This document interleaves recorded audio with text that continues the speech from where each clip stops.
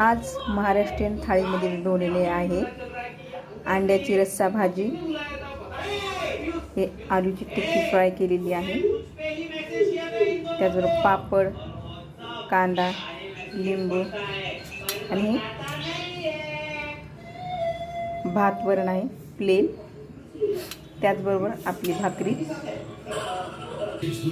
या अंड्याच्या रस्सा भाजीत नाही का मस्त मी मसाला करून टाकलेला आहे. ह्या मसाल्यामध्ये कांदा, खोबरं, आपली ड्राय मिरची, लाल तिखट सुकी, अद्रक, लसण आणि टोमॅटो टाकून मस्त मिक्सरमधून ग्राइंड केलेला आहे व याला फोडणी दिलेली आहे. आणि एक शिजून घेतलेलं आहे, याला थोडं शॉलो फ्राय केलेलं आहे, याच्यावर मीठ हळद टाकलेलं आहे.